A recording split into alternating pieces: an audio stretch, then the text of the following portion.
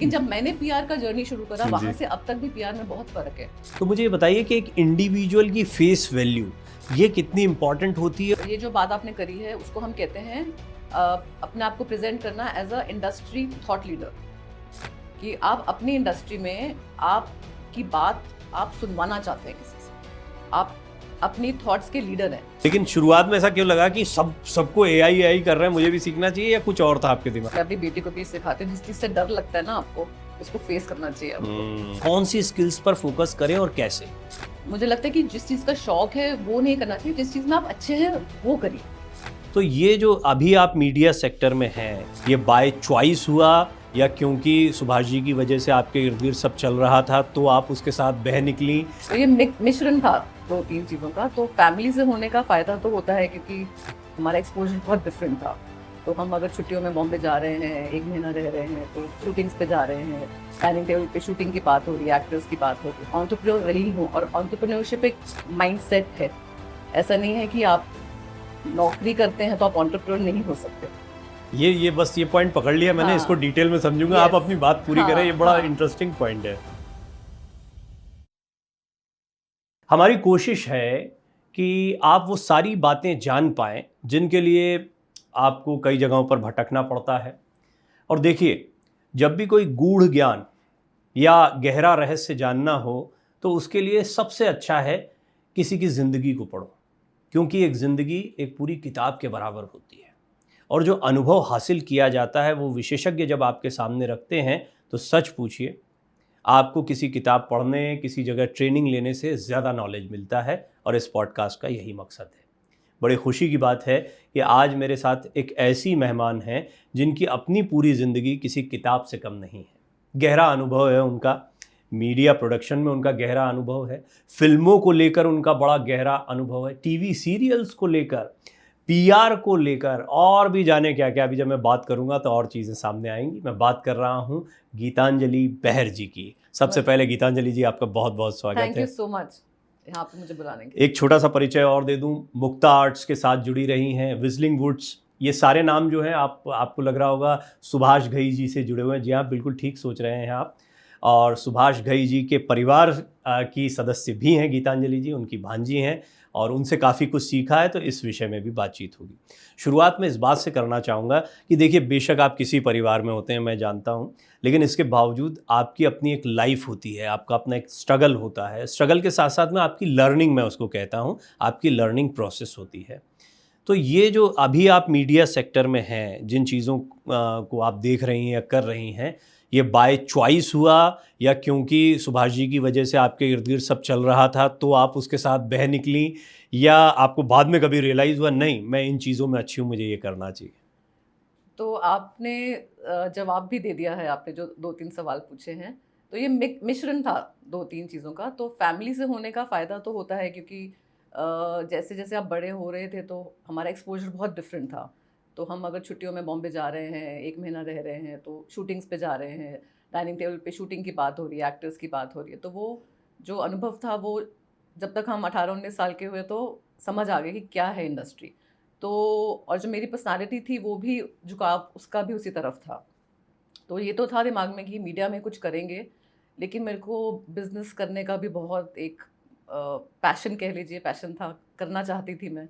और मेरे लिए मेन मोटिव ये था कि मैं एक फ्री इंसान की तरह रह सकूँ। फ्रीडम बहुत इम्पोर्टेंट थी। और फ्रीडम कैसे आती है वो हमें शुरू से सिखाया गया कि एजुकेशन से आती है, पढ़ाई से आती है। तो आप अपनी ग्रेजुएशन ख़त्म करिए, पोस्ट ग्रेजुएशन करिए, फिर आप जॉब ढूँढिए और जॉब में ग्रो करिए। तो वो एक शुरू से एक क्लैरिटी थी। लेकिन जब मैंने ग्रेजुएशन ख़त्म करी, दिल्ली से मैंने करी एलएसआर से, और पॉलिटिकल साइंस में करी, मेरे को इंटरेस्ट था उसमें। और कहीं ये भी था कि अगर मीडिया में जाएँगे तो पॉलिटिकल साइंस काम आएगी मुझे। लेकिन उस टाइम पे सुभाष जी ने एक टीवी फर्म लॉन्च करी अनुराधा प्रसाद जी के साथ, दृष्टि के नाम से। दृष्टि के नाम से। तो दृष्टि का ऑफिस यहीं पे दिल्ली में था। और उस टाइम सुभाष जी का एक विजन था कि मैं एक एजुकेशन इंस्टीट्यूट खोलूँगा। तो वो उस टाइम पे दिल्ली में करना चाह रहे थे। तो बस मेरी ग्रेजुएशन ख़त्म हुई, उसके अगले हफ्ते वो भूमि पूजन था और उन्होंने मुझे वो ऑफ़र कर दिया कि आप मंडे से आके ज्वाइन करें। तो ये तो अपने आप हुआ उस फैमिली में होने की होने वजह की से। वजह से। लेकिन फिर वहाँ पे मैंने 1 साल जब काम करा, वो एक्सपीरियंस मिला, लेकिन मुझे मैनेजमेंट करना था। फिर मैंने वहाँ से ब्रेक लेके मैंने 2 साल मैनेजमेंट करा। और उस दौरान में, उस 3 साल में, 2 ढाई 3 साल में टीवी इंडस्ट्री के बहुत लोग आए, और टीवी इंडस्ट्री शुरू हुई, प्राइवेट चैनल्स शुरू हुए, एबीसीएल हुआ, दृष्टि हुई, आए और वो चले गए, बिकॉज 70 का दौर था उस टाइम पे, तो लोग सब देख रहे थे कि हम कैसे कर सकते हैं। फिर अब मेरे को मीडिया में रहना था, तो मैं गई पीआर में। पीआर मुझे अच्छी लगी, मैं रही पीआर इंडस्ट्री में काफ़ी देर तक। और पीआर इंडस्ट्री में क्या है, सारा मीडिया कम्युनिकेशन है। उस टाइम की बात है जब पीआर इंडस्ट्री भी बहुत छोटी होती थी और टीवी चैनल्स कम होते थे, थोड़े थोड़े शुरू हुए। तो आप जर्नलिस्ट के साथ डील कर रहे हैं, एडिटर्स के साथ डील कर रहे हैं, आपको एक अच्छा राइटर बनना पड़ा, क्योंकि प्रेस रिलीज भी आप बना रहे हैं अपने क्लाइंट्स के लिए। तो मैंने कॉर्पोरेट क्लाइंट्स के साथ बहुत काम करा, एंटरटेनमेंट इंडस्ट्री के कुछ क्लाइंट्स के साथ काम करा, तो उन सब का एक्सपोजर बहुत डिफरेंट था। उसके बाद क्योंकि मैं एंटरप्रेन्योर रही हूँ, और एंटरप्रेन्योरशिप एक माइंडसेट है, ऐसा नहीं है कि आप नौकरी करते हैं तो आप एंटरप्रेन्योर नहीं हो सकते। ये बस ये पॉइंट पकड़ लिया मैंने, हाँ, इसको डिटेल में समझूंगा, आप yes, अपनी बात पूरी हाँ, करें, ये बड़ा हाँ। इंटरेस्टिंग पॉइंट है। तो जब कोई मुझे कहते कि यार आप जॉब में हो पर आप एंटरप्रेन्योर बनना चाहते थे, सर आई एम एंटरप्रेन्योर, वो माइंडसेट है। तो मैं आपको डिटेल में बाद में बताऊंगी कैसे। जी। तो फिर तो एक लर्निंग का भी एक भूख थी कि, और क्यूरोसिटी थी हमेशा कि अच्छा अब हमने पीआर में ये सीख लिया है, तो अब और मैं क्या कर सकती हूँ। तो वो करते करते मेरा बहुत डिफरेंट एक्सपीरियंस रहा मीडिया के साथ। फिर मैंने एक कॉर्पोरेट ज्वाइन करा, अमेरिकन एमएनसी ज्वाइन करी, जहाँ पे मैं रिटेल साइड पे चली गई, मार्केटिंग और रिटेल में चली गई, लेकिन कम्युनिकेशन का मेरा होल्ड रहा हमेशा। अब उसमें क्या है, मेरा जो स्ट्रेंथ थी वो निकल कर आई क्लाइंट सर्विसिंग और नेटवर्किंग, कोलैबोरेशन, ये सारी मेरी स्ट्रेंथ्स निकल कर आई in the period of 15-20 years. और फिर जब मेरे को 20-25 साल हो गए सारा काम करते हुए, सुभाष जी फिर से आए।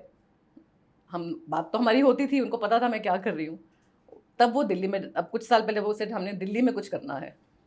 तो आप मानेंगे नहीं कि जब मैं 20 साल की थी उनके साथ मैंने शुरुआत करी, और टीवी के साथ उनके साथ शुरुआत करी। और इस टाइम जब 25 ईयर्स के बाद जब हमारी दोबारा बात हुई काम करने के लिए, फिर टीवी के जरिए हुई, तो वो हमने वो, आई थिंक मुझे लगता है कि वो जो उस टाइम कंप्लीट नहीं हो पाया, वो हमने अब करा in after a big span of 25 पहली बार में कौन सा प्रोजेक्ट चल रहा था उस समय? दूरदर्शन का चित्रहार चल रहा था। चित्रहार, Yes. वो सुभाष जी का बनाया हुआ है। चित्रहार जो रिवैम्प हुआ था, अगर आपको याद है, वो हमने करा था उस टाइम। इंटरेस्टिंग, ये फैक्ट मुझे नहीं और पता मैं है। ट्रेनी थी, I was a trainee there, तो आई स्टिल रिमेंबर वो बड़ी-बड़ी कैसेट्स होती थी। माय गॉड, चित्रहार बनाने वाली भी है, ये अपने आप में एक बहुत ही इंटरेस्टिंग पॉइंट है। एक ट्रैवल शो भी करा था हमने, मेरे को उसका Okay. नाम अब ध्यान नहीं आ रहा, वो भी हमने करा था। ओके। हाँ। और अभी जानकी के दौरान मेरी भी मुलाकात जो गीतांजलि जी से हुई, वो इसी दौरान है। मैं सुभाष जी से बात कर रहा था, तब मेरी मुलाकात हुई। फिर मुझे पता लगा कि ये जो है अनुभव की खान है, और आप देख रहे हैं कितना लंबा एक गहरा अनुभव है। तो उस अनुभव से भी अब कुछ निकालने का प्रयास करते हैं। तो जैसा आपने बताया कि कोलैबोरेशन हो, पीआर एक्सरसाइजेज हो, और जो आपने एंटरप्रेन्योरशिप के माइंडसेट की, मैं ये, अब मुझे कुछ सवाल मिल गए हैं, अब मैं एक एक करके इन सवालों को रखता हूँ। सबसे पहले ये बताएं मुझे कि कोलैबोरेशन के मायने क्या होते हैं। आजकल तो क्या हुआ कि इंस्टाग्राम में रील्स को कोलैब कर रहे हैं, यूट्यूब पे कोलैब कर रहे हैं, उस तक सीमित है। लेकिन ये कोलैबोरेशन कोई नया वर्ड नहीं है और ना ही नई प्रक्रिया है। इसके मायने आपको क्या समझ में आया, कितना इंपॉर्टेंट होता है और कितना यंगस्टर समझ पा रहे हैं इसको? मैं सॉरी, मैं इंग्लिश में बोल देती हूँ। Yes, नहीं, बहुत अच्छा सवाल है, क्योंकि कोलैबोरेशन अब ये बहुत वर्ड फेमस हो गया, पॉपुलर हो गया है, लेकिन मैं 90s की बात कर रही हूँ। पीआर जब ज्वाइन करा, अब पब्लिक रिलेशंस में सब कुछ कोलैबोरेशन से होता था। कोलैबोरेशन मतलब आपके पास आपके क्लाइंट का एक विजन है, उनकी एक ज़रूरत है, और आपको वो पीआर के थ्रू बतानी है। एडवर्टाइजिंग फ़र्क है, एडवर्टाइजिंग में तो आप पे कर रहे हैं और आप स्पेस ले रहे हैं। पीआर चैलेंजिंग इसलिए था बिकॉज नया नया था, और उसमें पे नहीं कर रहे आप एडवर्टाइजिंग स्पेस के लिए। न्यूज़पेपर में आपको जगह मिल रही है सिर्फ आपकी क्षमता की वजह से, आपकी क्रेडिबिलिटी की वजह से। अब वो कैसे आएगी, आप उसमें नेटवर्किंग, कोलैबोरेशन आपके कैसे काम आएगी। एक क्लाइंट है, उसको अपनी स्टोरी बतानी है, स्टोरी टेलिंग है। ये मीडिया में सब कुछ स्टोरी टेलिंग, आप कैसे बताते हैं। तो पीआर में रह के मैंने स्टोरी टेलिंग सुनी, अब आपने अपने क्लाइंट की स्टोरी सुनी, आपने अपने वर्ड्स में लिखा जो मीडिया को पसंद है, जो हमें पता है कि जर्नलिस्ट लेंगे, वो उनको स्टोरी अच्छी लगेगी और फिर वो हमारे क्लाइंट से इंटरव्यू करेंगे और वो फिर छापेंगे क्योंकि उनको एक उसमें वजन नज़र आता है। जी। तो वो एक कोलैबोरेशन था। अगर हम कोई इवेंट कर पीआर में 360 डिग्री का टाई अप होता है क्लाइंट की बात को कहने के लिए, मैसेज को डिलीवर करने के लिए अपने उनके टारगेट ऑडियंस के लिए। जी। तो क्या है, पहला है आपका पीआर है, जिसमें आपने अपनी न्यूज़, वर्दी न्यूज़ आपने छपवाई या टीवी चैनल को दी, उन्होंने उसको रन करा। दूसरा आपकी है इमेज मेकिंग, आप image making. PR is all about image image making. Making. और इमेज मेकिंग का मतलब ये नहीं है, लोग गलत समझते हैं कि कुछ है नहीं लेकिन हम इमेज, फॉल्स इमेज की false बात image नहीं है, नहीं है। एक्चुअली जो आप हो वो दिखाओ, आप आप बताओ। उसको अच्छे से किस तरह से अपने ऑडियंस को आप प्रेजेंट कर सकते हैं, तो वो बहुत ज़रूरी होता है पीआर में। तो वो फिर इवेंट्स करो, आपने अपने टारगेट ऑडियंस को रीच करना है। हम इवेंट्स करते थे, कॉन्फ्रेंसेस करते थे। अगर आप जो आपका क्लाइंट है, आप उसको इंडस्ट्री थॉट लीडर कैसे प्रेजेंट कर सकते हैं, वो हमारा काम है। तो ये सारी कोलैबोरेशन ही थी। आज का जो कोलैबोरेशन है, या जैसे हम इंस्टाग्राम या यूट्यूब के ज़रिए जो समझ पा रहे हैं, उसमें ये है कि भाई आप भी अच्छा काम करते हो, मैं भी काम कर रहा हूँ, हम दोनों आइए मिलकर एक जगह पर किसी चीज़ को आगे बढ़ाते हैं। फॉर इंस्टेंस नए यंगस्टर्स जो हैं वो, उनके दिमाग में ये रहता है कि जो बहुत अच्छा काम कर रहे हैं यूट्यूब पर, फेसबुक पर, इंस्टा पर, उनके साथ हम कोलैब करेंगे तो उनकी व्यूअरशिप भी जो है वो हमको मिल जाएगी। ये बिजनेस में थोड़ा बड़े लेवल पर, क्योंकि ये मुझे ऐसा लगता है कि शॉर्ट टर्म गेन में तो ठीक है, लेकिन बड़े पैमाने पर इसको कैसे समझें, क्योंकि आप इस फील्ड की रही हैं और 90s के कोलैबोरेशन की भी आप बात कर रही हैं कि कोई और अच्छा काम कर रहा हो, उसके साथ यदि मैं जुड़ जाऊंगा तो मुझे भी शायद उसका फ़ायदा मिल जाएगा। मेरे को सोचना पड़ेगा। कुछ एग्जाम्पल मैं आपको देती हूँ। और आज के डिजिटल वर्ल्ड में आप कह रहे हैं, लेकिन क्रेडिबिलिटी आज भी ट्रेडिशनल मीडिया की है, क्योंकि वो ज़्यादा, आपके जितने बड़े क्लाइंट्स हैं, जितनी बड़ी कंपनीज होंगी, वो आज भी डिजिटल को करेंगी, लेकिन उनका जो क्रेडिबिलिटी जो उनकी न्यूज़ की आती है, वो आज भी प्रिंट में और टीवी में आएगी। वो अभी भी चाहते हैं, जो लग्जरी ब्रांड्स, वो भी चाहेंगे कि हमारा जो फीचर है वोग में निकले, वोग प्रिंट में निकले। तो उस टाइम पे भी कोलैबोरेशंस जो बड़ी होती थी, जैसे मेरे को सोचना पड़ेगा इसके लिए थोड़ा। मैं सोचती हूँ कोई एग्जांपल आपको देती हूँ, उस टाइम पे कौन सी होती थी। मुझे याद है कि जब सुभाष जी परदेस बना रहे थे शाहरुख खान के साथ, तो उसका एक मैं एग्जांपल देती हूँ। बिकॉज उस वक्त फैमिली में आई रिमेंबर बात होती थी कि वो शाहरुख खान इतने शार्प, उनकी बिजनेस सेंस थी। तो अब जैसे आज कोलैबोरेशंस में क्या होता है, आप आर्टिस्ट्स को ब्रांड्स आते हैं, कहते हैं आप हमारे कपड़े पहनिए, हम आपको क्रेडिट देंगे। तो Yes. हम लोग वो करते थे उस टाइम पे, टीवी के लिए करते थे। तो अगर मेरा ट्रैवल शो है तो मेरा एंकर जो है से किसी XYZ ब्रांड से, हम मैंने भी पहने हैं ऐसे कई फैशन डिजाइनर्स के कपड़े पहने मैंने। तो उस टाइम डिजिटल नहीं था, लेकिन हम वो कोलैबोरेशंस करते थे, फिर उनको क्रेडिट दिया जाता था। हाँ, तो वो हम करते थे। वो सेम चीज़ अब हो रही है। और उस टाइम पे टीवी सीरीज का या जो ट्रैवल शो होता था, उसका व्यूअरशिप से आपको पता चलता था कितना सक्सेसफुल आप हो रहे हैं। तो ये भी पीआर में हम नॉन पेड फॉर्म थे, ये बार्टर सिस्टम था। मैंने क्रॉक्स में काम करा, जो अमेरिकन फुटवेयर ब्रांड है, उसमें हमने बहुत बार्टर्स के साथ हमने शुरुआत करी। बड़े बड़े थॉट लीडरशिप्स को हमने, जैसे बहुत बड़ा एक एडवर्टाइजिंग प्रोग्राम होता है गोवा में, वहाँ पे सारे एडवर्टाइजिंग के लोग थे। हमने अभी प्रोडक्ट लॉन्च करा था इंडिया में। अब कैसे पहुँचाएं हम अपने टारगेट ऑडियंस के पास, कैसे कोलैबोरेट करें। और ये तब की बात है, तब सिर्फ फेसबुक अभी आया ही था 2007 में, और कुछ नहीं था। देयर वाज नो व्हाट्सएप, कोई सोशल और मीडिया नहीं था, सिर्फ फेसबुक था।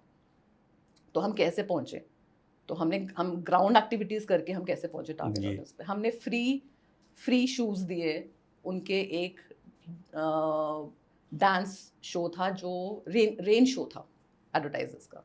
तो एडवर्टाइजिंग के जो लोग हैं वो हमारे टारगेट ऑडियंस हैं, क्योंकि वो ट्रेंड क्रिएट करते हैं। इन्फ्लुएंसर्स थे वो उस टाइम पे मीडिया के। तो और जो हमारे शूज़ थे वो हम पोजीशन कर रहे थे कि ये बारिशों में बहुत अच्छे हैं, ख़राब नहीं होते पानी में। तो उनको हमने कम से कम 100 जूते हमने फ्री भेजे। आप मानेंगे नहीं कि उसके जब फोटोग्राफर्स ने फोटोग्राफ्स, वो कलरफुल शूज़ पहन के उन्होंने खींची, वो सारे मीडिया, प्रिंट मीडिया में स्प्लैश था। That was like one big collaboration. तो उस टाइम भी होती थी, वो सेम चीज़ आज होती है, पर आप उसको आज डिजिटल सोशल मीडिया पे देखते हैं। अलग तरीके से तो देखते एक ये बड़ा था। फिर आप टूरिज्म में करिए, जैसे हमने अमिताभ कांत जी के साथ केरला टूरिज्म के लिए क्लोजली मैंने एक काम करा एक प्रोजेक्ट पे। तो हमने किस तरह से लोकल जो इन्फ्लुएंसर्स उस टाइम पर होते थे, और इन्फ्लुएंसर्स नहीं कहते थे उस टाइम, स्टेक होल्डर्स कहते थे हम। तो केरला में या गवर्नमेंट में कौन से स्टेक होल्डर्स हैं जो जिनको हम अगर इन्फ्लुएंस कर सकें कि Kerala is the city of God, तो गॉड्स ओन कंट्री, तो हमें किस तरह से हम अपना मैसेज सक्सेसफुली लोगों को पहुंचा सकते हैं और हम अपना टूरिज्म बढ़ा सकते हैं। तो उस टाइम हमने बहुत टाई अप्स करे, ट्रैवल एजेंट्स के साथ टाई अप करे, उनको फ्री ब्रोशर्स दिए, आप आइए, आप ट्रैवल करिए। तो वो जी। एक बजट होता था, मिनिस्ट्री का एक बजट है, अपना केरला का अपना एक बजट था। तो ये सारी कोलैबोरेशंस उस टाइम पर भी होती थी, ग्राउंड लेवल पे होती थी। अब आप डिजिटल पे करते हैं, पर डिजिटल भी आज आप देखिए, डिजिटल पे भी आप तभी वो न्यूज़ डालेंगे जब आपने एक्चुअली ग्राउंड पे कुछ करा है। इंटरेस्टिंग, कितना डीप है ये, पूरी दुनिया ये अलग बहुत, है। आप एक चीज में घुस जाएंगे तो देयर इज सो मच। लेकिन जब मैंने पीआर का जर्नी शुरू करा, वहां जी। से अब तक भी पीआर में बहुत फर्क है। जी। अब पीआर एजेंसीज अब वो बिल्कुल एक कॉम्पोजिट मार्केटिंग एजेंसीज बन गई हैं, और आजकल सिर्फ कोलैबोरेशंस हो रही हैं। आप परदेश का भी एक जिक्र कर रही थी, तो उसका एक परदेश में मैं आपको ये बता रही हूँ, तो शाहरुख, तो मुझे ये पता है, आई रिमेम्बर बात करते थे कि उस टाइम हमने कोशिश करी किसी ने कि कोई टी शर्ट एक ब्रांड था वो देने की इनको कि आप ये पहन लो शाहरुख जी को। वो एक कोलैबोरेशन का था कि भाई, और उस टाइम ये मूवी कोलैबोरेशंस नहीं होती थी, बट उन्होंने नहीं पहनी वो, बिकॉज वो इतने शार्प बिजनेस माइंड है उनका। हाँ, उनको पता है। उनको क्या पता है जैसे हम कि क्रिकेटर्स को देखते हैं, हाँ, बैट पर कोई भी स्टिकर लगाना हो या नहीं लगाना हो, वो तो बोले कमर्शियल अब हुआ ना प्रवीण जी। उस टाइम पे बहुत लोग नहीं सोचते थे ऐसे। बट आप सोचो, शाहरुख खान, तो हम उस टाइम बात करते थे कि सच अ मार्केटिंग गुरु, उनको पता था, अपनी वर्थ पता थी एक तो उनको पता था कि मैं अगर ये पहनूंगा इसका ब्रांड का फायदा होगा, मुझे कोई मॉनेटरी फायदा नहीं होगा। तो ये बात बड़ी कैजुअली हुई थी, इट्स नॉट ये कोई फॉर्मल वो कहीं छपी नहीं थी, पर ये मेरा अपना एक्सपीरियंस था जब मैंने वहाँ पे लोगों से बात करी थी। जो ब्रांड्स होते हैं या फेसेस होते हैं, क्योंकि आपने शाहरुख खान का जिक्र किया, तो ऐसे कई बड़े फेसेस के साथ में आपने काम किया है, उनको देखा है, तो मुझे ये बताइए कि एक इंडिविजुअल की फेस वैल्यू ये कितनी इंपॉर्टेंट होती है, और क्या हर व्यक्ति, जो चाहे वो एडवर्टाइजिंग की फील्ड में हो, किसी भी फील्ड में हो, वो अपनी फेस वैल्यू को क्रिएट करने पर भी ध्यान, अपने बिजनेस को तो आप डेवलप कर ही रहे हो, लेकिन अपने चेहरे को भी डेवलप कर रहे हो या उसको सेलिब्रिटी स्टेटस दे रहे हो, इसके मायने क्या हैं, कितना इंपॉर्टेंट है? तो आप ये जो बात आपने करी है, उसको हम कहते हैं अपने आप को प्रेजेंट करना as a industry thought leader, कि आप अपनी इंडस्ट्री में आपकी बात आप सुनवाना चाहते हैं किसी से, आप अपनी थॉट्स के लीडर हैं। आप जो कहते हैं कि मैं फिल्म्स का मास्टर हूँ, तो अगर आप किसी कॉन्फ्रेंस में जाते हैं, आपको बुलाया जाता है क्योंकि आपको उसके बारे में पता है। तो ये कोलैबोरेशंस हम करते थे कि अगर आपको अपना ब्रांड बनाना है, तो आपको पहले उन प्लेटफॉर्म्स पे दिखाई देना चाहिए आपका चेहरा। अगर आप मूवीज़ में, अगर आप सेलिब्रिटी हैं, आपने अभी शुरू करा है, लेकिन आप धीरे धीरे बढ़ना चाहते हैं, तो कोई भी अगर मूवी रिलेटेड कोई इवेंट हो रहा है जी। एडवर्टाइजिंग कंपनीज को ये सारी इन्फॉर्मेशन होती है, क्योंकि वो एड्स बना रही हैं, उनके पास सारे क्लाइंट्स हैं, पीआर के पास सारी इन्फॉर्मेशन होती है। तो हम उनको सजेस्ट करते हैं कि ये इवेंट्स हैं पूरे साल में या अगले आने वाले क्वार्टर में, आप इनमें आपकी शक्ल नज़र आनी चाहिए। तो वो बार बार आप नज़र आ रहे हैं एक प्लेटफॉर्म पे, और आप एक टॉपिक पे आप एक्सपर्ट बन गए, क्योंकि लोगों ने आपको 10 बार उस टॉपिक पे बात करते हुए सुन लिया है, तो आप उसमें थॉट लीडरशिप बन गया, आपका चेहरा ब्रांड बन गया। तो कंसिस्टेंसी इज वेरी इंपॉर्टेंट। आजकल एक आध पॉडकास्ट में कोई आता है, चल जाता है, और वो फिर चेहरा इस वाले जो नए दौर के सेलिब्रिटी स्टेटस को या थॉट लीडरशिप को आप कैसे देखती हैं? बहुत हल्का हो गया है वो। अब जितनी जल्दी आएगा उतनी जल्दी जाएगा, लेकिन आजकल चेंज क्या हो गया कि अगर आपने एक मूवी किसी स्टार ने कर लिया है, हाँ, अच्छा एग्जांपल है यहाँ। तो एक अब ये मैं डिफरेंस देखती हूँ। जो पहले था, स्टार्स पहले इतनी मेहनत करके इतनी मूवीज करते थे, तब जाके उनको एक ब्रांड मिलता था, एक ग्लोबल ब्रांड मिलता था या इंडियन ब्रांड मिलता था।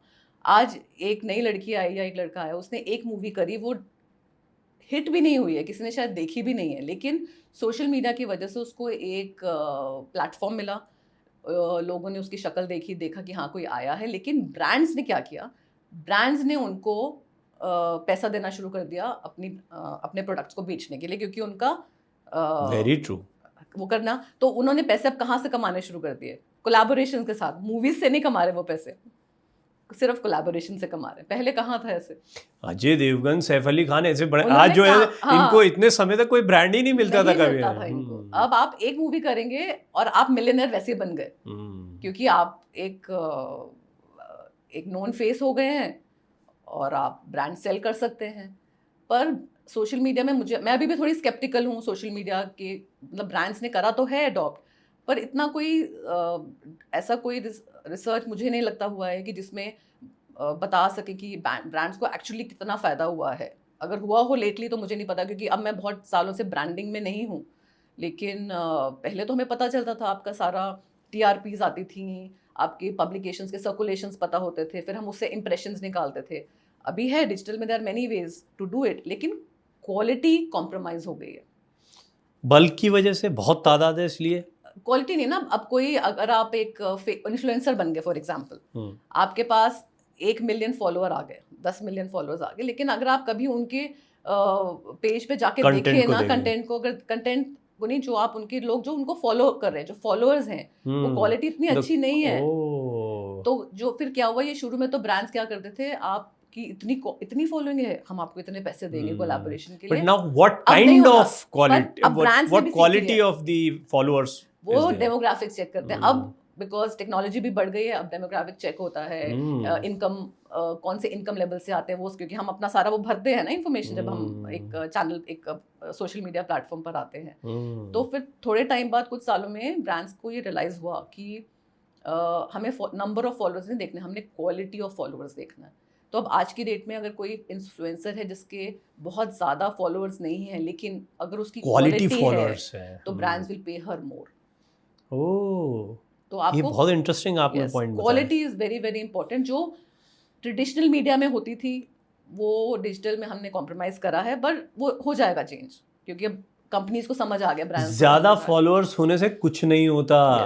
फॉलोअर्स कौन हैं, किस क्वालिटी के हैं, हाँ वो इम्पॉर्टेंट है। और वो आपके पास क्यों आएंगे? क्योंकि आपका क्वालिटी कंटेंट है, आप उस तरह के लोगों। तो आप अगर ये सोच रहे हैं कि आपने कुछ चलाया, वो दौड़ गया है, उसको लोग देख रहे हैं तो आप स्टार हो गए, गलत फहमी है। उसमें शॉर्ट टर्म आपको हो सकता है कुछ मिल जाए, आप अपने फैमिली और फ्रेंड्स को आप इन्फ्लुएंस कर दें और आप उसमें अगर खुश रह सकते हैं, ठीक है, लेकिन वो आपको ज़्यादा देर दूर नहीं ले जाएगा। ये बड़ा इंपॉर्टेंट है जो पॉइंट आपने कहा, क्योंकि कई लोगों को सुनना समझना चाहिए इस बात को। मुझे बताइए कि ये जो अभी एकदम से हाल के, क्योंकि मुझे याद है बीइंग अ मीडिया पर्सन, मुझे 26 साल हो गए, 1999 से मैं भी मीडिया में हूँ, और शायद 2005-06 का समय था जब फेसबुक थोड़ा सा आया और फिर उसके बाद में यूट्यूब, ये मेरे बहुत शुरुआती दौर, क्योंकि हम ऑरकुट पर थे, फिर उसके बाद फेसबुक पर आए, फिर फेसबुक भी हम सोचते थे कि ये बड़ा परेशानी का झंझट का काम है, इससे क्या ही होगा। इंस्टाग्राम तो बहुत बाद में, उसमें मैं गया ही नहीं मैं भी बहुत लेट गई। और यूट्यूब जो है वो आया था, लेकिन वो ये था कि हमारे जो पुराने शोज होते थे उसको हम डाल दें कि भैया ये यहाँ पर जमा रहेगा और ये हम कभी भी देख पाएंगे। और ऑल ऑफ अ सडन पिछले 5-6 सालों में मैं देखता हूँ कि सिनेरियो बिल्कुल चेंज हो गया, कि आज जो वर्तमान समय में डिजिटल मीडिया है, यूट्यूब, सोशल मीडिया, इसके ऊपर बच्चे बहुत तादाद में जा रहे हैं। यंगस्टर्स ही नहीं, बिजनेस हाउसेस भी अब धीरे धीरे इसकी तरफ आगे बढ़ रहे हैं। मैं देखता हूँ हर किसी को इसमें जाना है, अंदर जाना। तो इसको आप बदलते दौर के साथ में, एक समय पर ये इतने इम्पॉर्टेंट नहीं थे, लेकिन इन्होंने भी इवॉल्व किया, यानी यूट्यूब ने भी समझा कि मैं मोनेटाइज करके पैसा दूंगा, पैसे का खेल जब से शुरू हुआ। ये कितना लॉन्ग टर्म का गेम आप मानती हैं और इस वर्तमान स्थिति को आप कैसे देखती हैं? ये लॉन्ग टर्म उतना ही है जितना आपका कंटेंट अच्छा है। तो आपने देखा होगा बहुत लोग हैं जो कंटेंट हल्का बना दिया, कुछ थोड़ा सा पॉपुलर हो गए और उसके बाद वो ज़्यादा लंबा नहीं चल पाता है। तो इसमें एक तो कंसिस्टेंसी ज़रूरत है, कंटेंट अच्छा होना बहुत ज़रूरी है। और वो कैसे होगा, यंगस्टर्स को ये समझना होगा कि आप भेड़-चाल नहीं कर सकते, ऑथेंटिसिटी लाना बहुत ज़रूरी है। तो आप देखेंगे जितने भी इन्फ्लुएंसर्स जो सक्सेसफुल रहे हैं वो इसलिए रहे हैं, उनका कंटेंट अच्छा था, वो तो ठीक है, लेकिन क्यों अच्छा था उनका कंटेंट? उनका कंटेंट इसलिए अच्छा था क्योंकि उन्होंने वही प्रेजेंट करा जो वो हैं। वो अंदर से जो उनकी पर्सनालिटी है वही बाहर आई। शाहरुख खान क्यों स्टार लगते हैं स्क्रीन पे? क्योंकि उनकी जो पर्सनालिटी है वो अंदर से इतनी स्ट्रांग है कि वो रिफ्लेक्ट करती है 70 पे।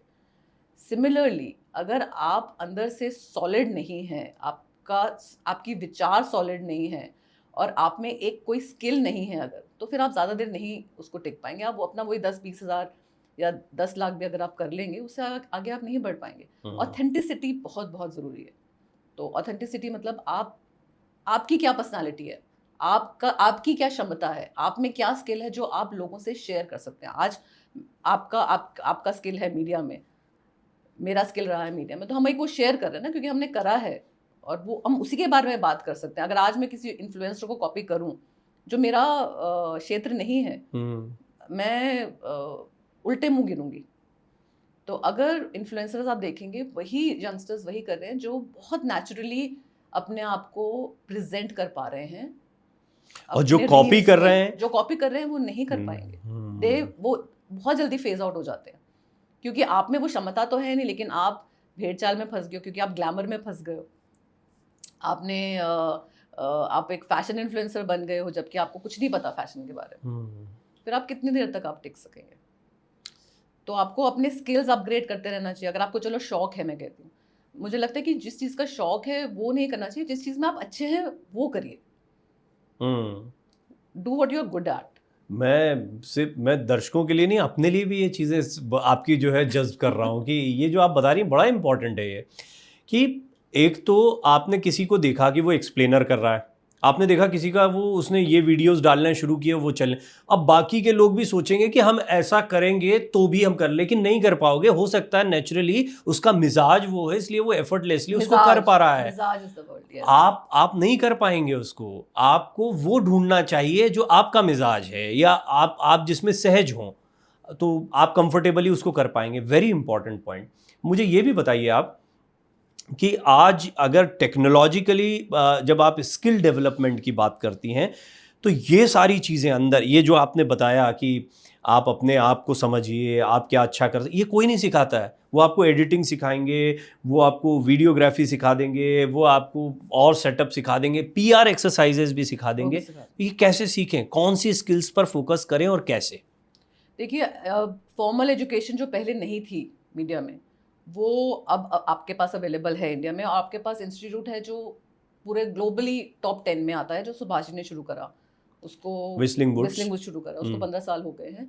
और अब आज की डेट में आप जितने भी नए टैलेंट्स देख रहे हैं जो या तो OTT पे आ रहे हैं या एज एक्टर्स आ रहे हैं, सारे फॉर्मल ट्रेनिंग के साथ आ रहे हैं। तभी आपको लगता है कि अरे ये कितना टैलेंटेड है, पर वो टैलेंट आया कहाँ से? बिकॉज ज़्यादा से ज़्यादा लोग फॉर्मल एजुकेशन लेकर आ रहे हैं। और उससे क्या फ़ायदा है फॉर्मल एजुकेशन का? जैसे व्हिस्लिंग वुड्स में इतने इवेंट्स होते हैं बच्चों के लिए, अगर वो एक्टिंग क्लास में हैं तो उनको एक्टर्स से मिलवाया जाता है, उनकी वर्कशॉप्स होती हैं, जो आप घर पे बैठ के या किसी कंपनी में अगर आपने ज्वाइन कर लिया, आपको वो एक्सपोजर ही नहीं मिलेगा। प्लस आप जिस इंस्टीट्यूट से कर रहे हैं, उनका फाउंडर की क्रेडिबिलिटी क्या है, उनका विजन क्या है, ये आप ज़रूर देखें। अब व्हिस्लिंग वुड्स में लोग जानते हैं सुभाष जी का है, उनका विजन क्या था बच्चों को देने के लिए, उनका इतना एक्सपीरियंस रहा है, जो वो कर पाए वो और कोई नहीं कर पाया। और वही टैलेंट उनका वो बच्चों में भी दिखता है। उनकी कॉन्फ्रेंसेज होती हैं, टेक्नोलॉजी पे कॉन्फ्रेंसेज होती है, टेक्नोलॉजी के टाई अप्स होते हैं। बच्चे जो वहाँ पर होते हैं उनको बेस्ट से बेस्ट लेटेस्ट टेक्नोलॉजी मिलती है सीखने के लिए।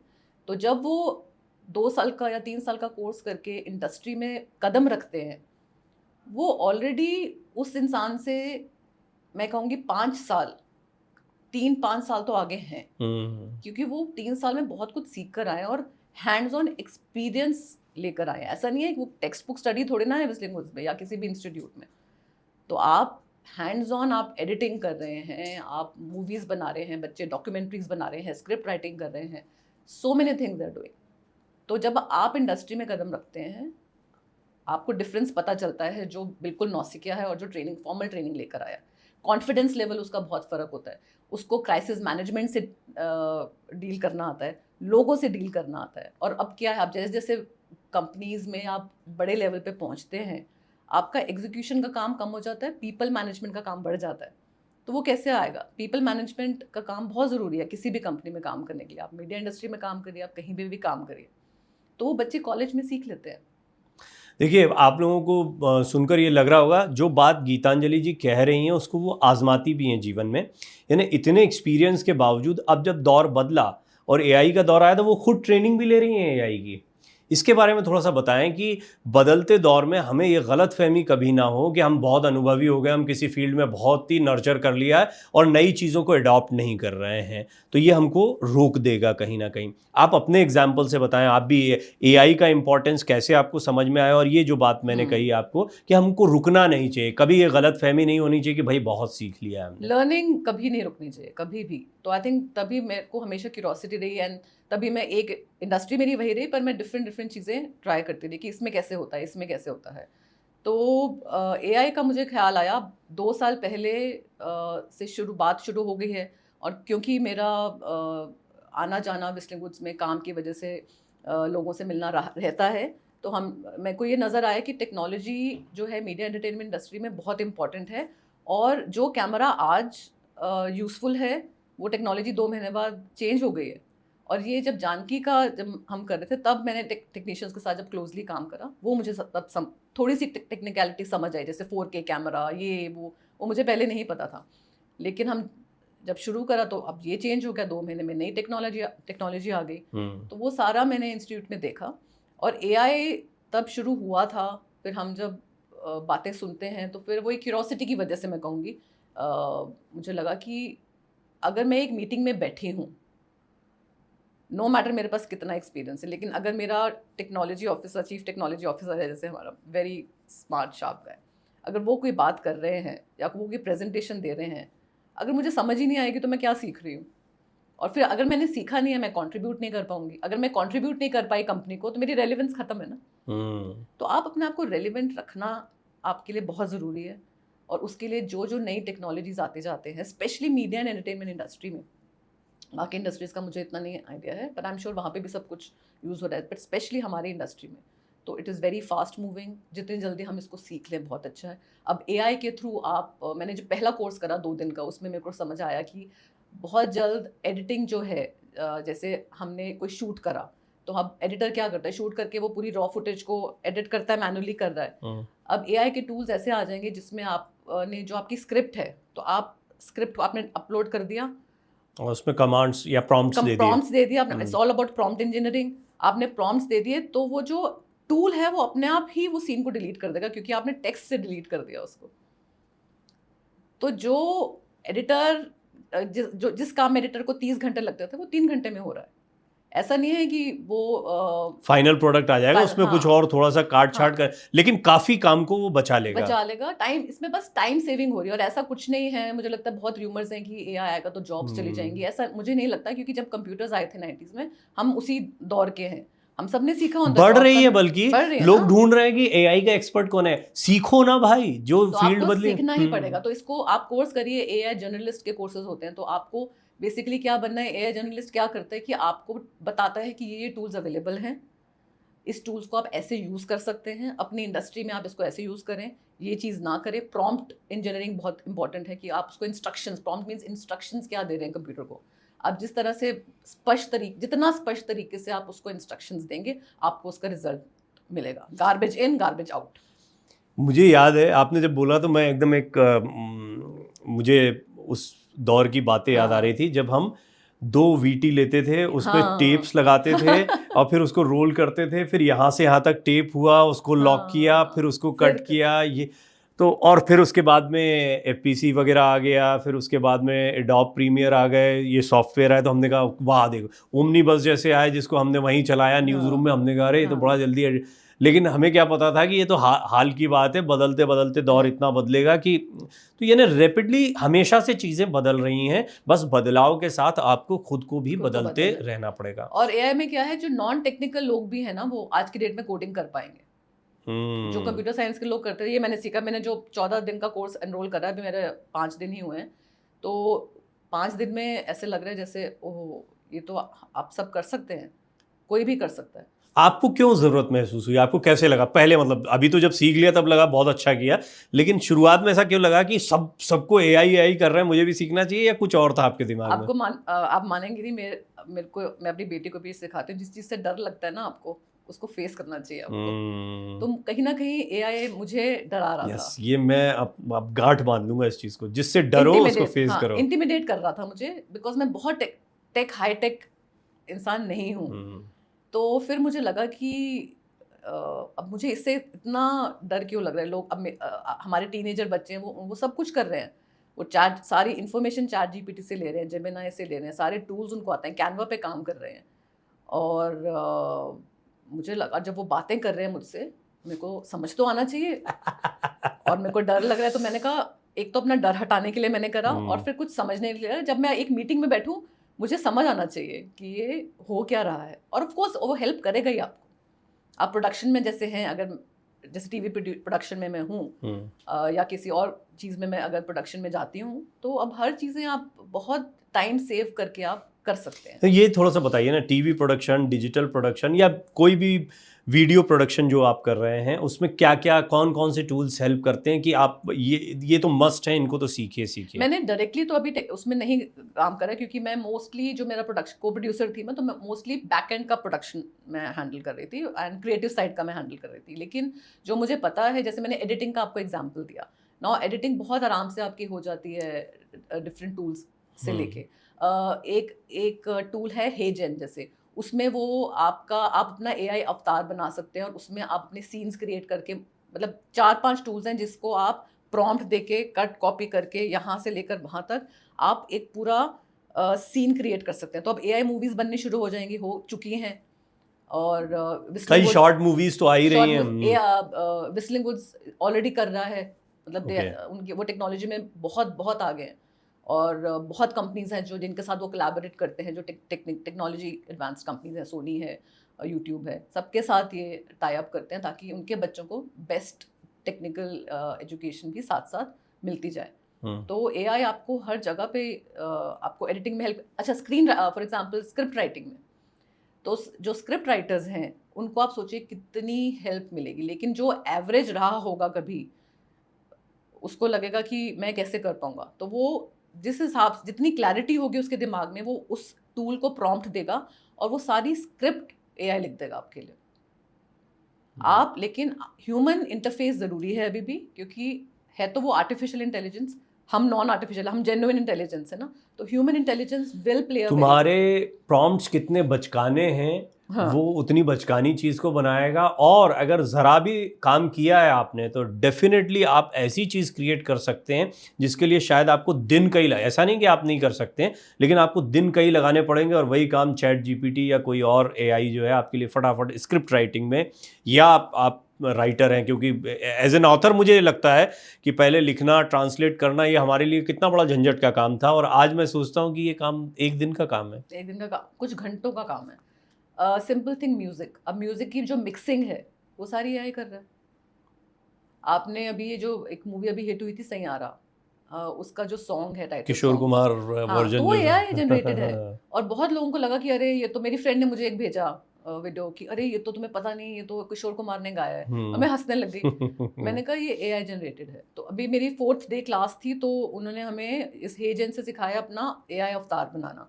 तो उन्होंने उस एआई टूल ने सिर्फ मेरी मग शॉट लिया, स्टिल इमेज ली, और वो मैंने उसमें डाली, और उन्होंने जो बताया वो मैंने स्टेप्स फॉलो करे और अपनी आवाज़ रिकॉर्ड करके दी, कुछ भी बोल के।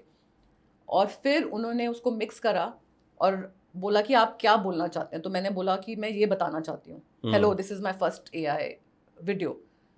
उसने उस स्टिल इमेज से वीडियो बना दिया और लिप सिंक कर दिया। आप मान ही नहीं सकते कि वो मैं नहीं। तो ये थोड़ा डेंजरस भी है, क्योंकि उसका मिसयूज भी हो सकता है, क्योंकि लीगली आई थिंक अभी इतना फ्रेमवर्क ग्लोबली इन प्लेस अभी नहीं है।